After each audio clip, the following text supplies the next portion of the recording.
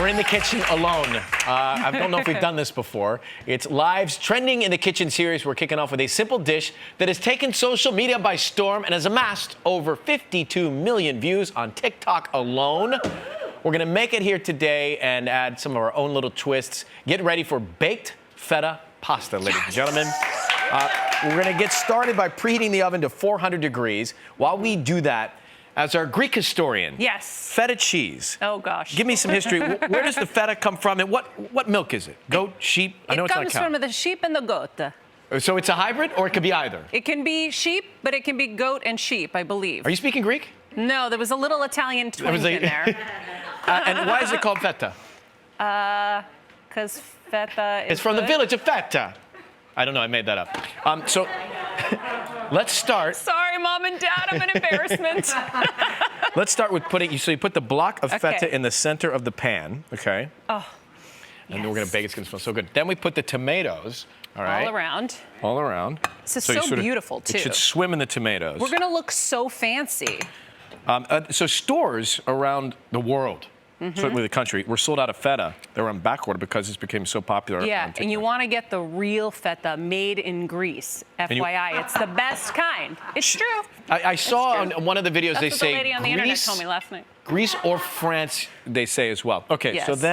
so that's all there. You do a half a cup of olive oil. Extra virgin olive oil, EVOO. You know, my dad gets his olive oil from Greece, and there's such a difference. Oh, when you get real olive oil. Yes, I agree. I love. Next time I come, I'll steal a bucket and I'll bring it over for you guys. Please do. And you then can put the olive oil on the cheese. I recommend you definitely do that because when it bakes, it's going to add to the whole thing. Then, Maria, let's put some salt on there. Oh. And the smaller tomatoes, I think, are the best ones to use because they have more flavor when they burst. Yeah. You stir them around There's going to be an explosion later. You're going to see when we mash this. And then we put some pepper on there. Black pepper.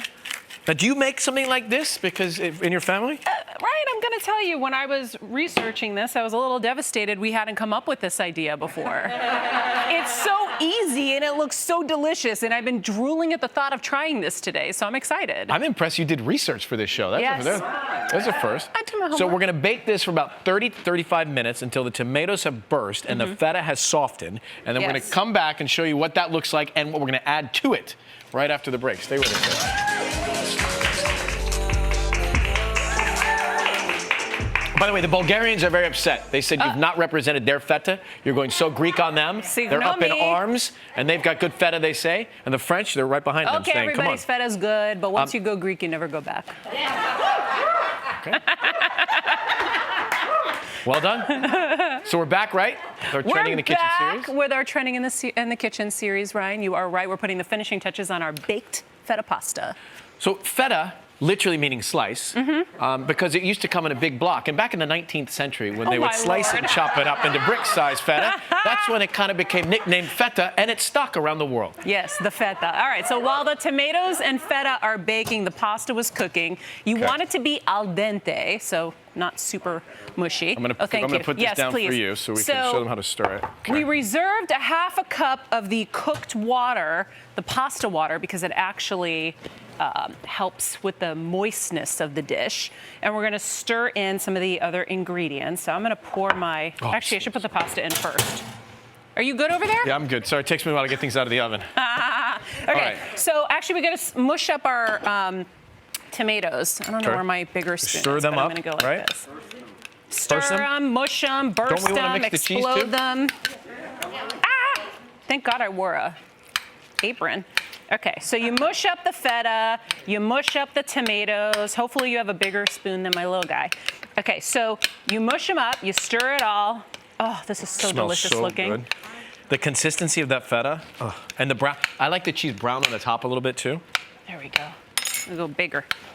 Okay, and then you can add the pasta in. Don't we want to put some garlic and things? Did you do that? Yeah, we're going to add the crushed red pepper, which I love. We cook with a lot of crushed pepper in my house. I don't know what you do, Ryan. I order in. You order in? You guys are bragging about all the cooking you do on the weekends. That's them, not me. Oh. All right. So add the crushed red pepper. We use like just a few ingredients. And my mom, in her cookbook, it was salt, pepper, oregano, crushed red pepper, and garlic. That's pretty much The it. basics. Okay, I'm putting the garlic in there. Lots of garlic. You can never have too much garlic for me. So then you throw in the pasta. Actually, you know what? What? I'm going to do without the pasta. I forgot. Okay. I wanted to do mine gluten-free. Okay. Because we make a vegetarian dish at home with all these vegetables in the oven with just some olive oil, salt, pepper, and crushed red pepper, and it's delicious. So I figured if I did that in here, it would be great. So I'm going to add some zucchini swirls. I'm not as excited about the zucchini as I am the pasta. I'm putting the pasta in mine. And then I'm going to add some spinach and broccolini. Ooh, that looks good. The broccolini, that looks great. I'm going to add a little basil. Is that, I love fresh inhaling. basil, some herbs? Some fresh basil. Do you have a herb garden? I do. And what I love herbs it. do you have? I have basil, I have oregano, I have rosemary, Do you and make- I make water fresh with it every day. Do you have thyme? No. I don't Okay, I like love thyme. thyme. It's very anxiety-ridden for me. So you're putting olives on yours. I got olives in mine as well. You're adding to the recipe. This is not in the basic recipe. I got You're a little adding. oregano I'm going to throw in here. And then I have my garlic cloves I'm going to put in. So you're adding roasted garlic? Roasted garlic. I love roasted garlic. I could eat that Yep. whole. Yeah, me too. These I are your love it. additions to the recipe, the This olives is- and the garlic. This right? is And the my broccoli. additions, and now I'm gonna just mix it all together. I'm going 2 spoons, guys.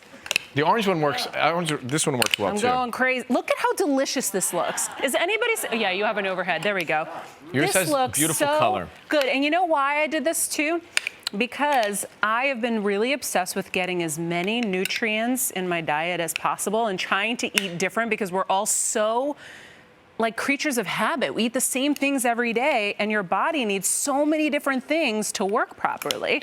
Listen, So nutrition look at all the 102. so many different things I threw in here. So one of the things that I love to add, Gum and I were talking about this. Anytime there's a Caesar salad, it says add anchovies extra, right? Extra cost 50 cents, whatever. I always add the anchovies. So I thought, why not put some anchovies? You can shop them if you wish. You can get the brown ones or the white ones, but we have these traditional brine anchovies. I'm gonna put them on there whole so you know where they are, and then stir them up. Listen, those are really, really good for you. Anchovies? I hate anchovies with a capital H, but they're really healthy for you. How do you feel about sardines? Hate sardines. If you're with me, tweet me. I'm kidding. Smoked oysters in a can? No? I love that whole aisle in the store. actually, all that No. stuff. Calamari, yes. All right, then we stir that up. and Saganaki, you've got, yes. You've got the fun version, then you've got the good for you version, right? The good for you version is going to be insane. Should we go for it? Let's taste it. Okay. Ready? All right. Oh my gosh, I'm putting more olive oil on it. Oh my God, the tomato exploded in my mouth. Add a little fresh EVOO at the end, and it's phenomenal. Wow. This recipe in its entirety and all the background on Feta on our website. Look for our own TikTok video soon. Oh my gosh. We'll be right Yes. back. Is yours all right? It's awesome. Mine's delicious.